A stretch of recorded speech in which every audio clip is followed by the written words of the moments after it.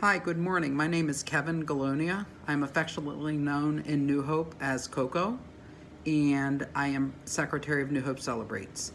Please bear with me as I record this, as I will be reading a lot of it just to make sure that I keep my thoughts straight.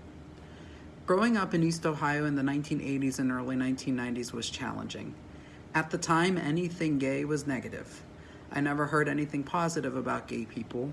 People always thought I was gay.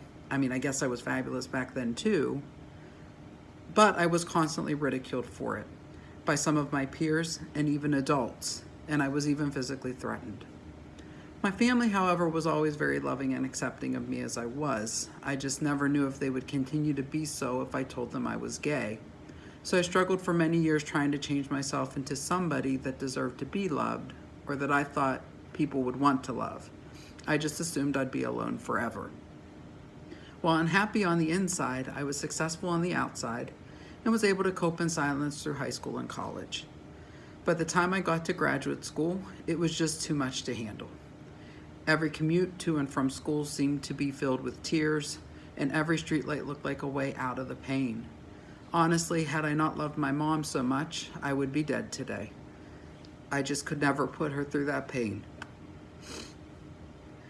Out of nowhere in October of 1998, at the age of 23, I received an email from somebody I had never met asking me if I had been at the Eagle the following night. I found out that this was a gay bar in Columbus. Knowing I had not been there, but feeling the need to say something, I responded with, "No, I was not there. I really wish I were comfortable enough to have been." In the end, the person that emailed me was also in the graduate program at Ohio State. We met and he helped me start my coming out process. We went to the bars in town together and he helped me see that being gay was not something to be scared of. I remember the first time we went to a bar, he took me to the gay night, the gay club called Wall Street downtown. It was a lesbian bar. I was so scared and he was laughing, asking me what I thought I would find in there.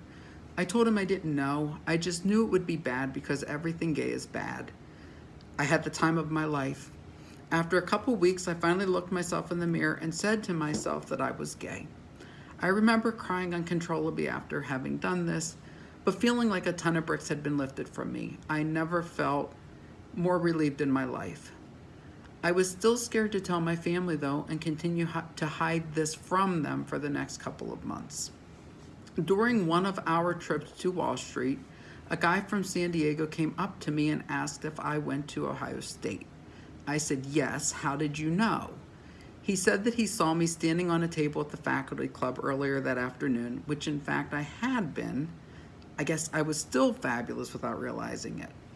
We became fast friends and I talked to him a lot about coming out. He had recently went through the process and had actually just come out to his family. I talked a lot about mine and he encouraged me just to let them know. So I went home for Christmas and told them. The first person I told was my mom. She was wonderful about it. She told me she loved me no matter what and that this would not change anything between us. She did say that while she would be happy to tell my siblings and the rest of the family, that I had to tell my dad. He was in his room laying down before having to go to work. My mom let him know I had something to tell him about. I went in and laid next to him in the bed and told him that I was gay with tears in my eyes. He looked at me and said the most beautiful words I have ever heard. He said, "Kevin, I have known for a long time and I am happy that you're finally comfortable enough to tell me. I have always loved you and always will. You will always be my son and there's nothing you could tell me that would make me stop loving you." He then hugged me. The rest of the family easily came around as well. I was so lucky. I know and understand that not everybody has the same luck. My life as a gay man since coming out has not been without pain, but I have been so fortunate to have friends, co-workers, and a family that support me. In less than a month ago, something happened I never imagined all of those years would even be possible. I got married to the love of my life.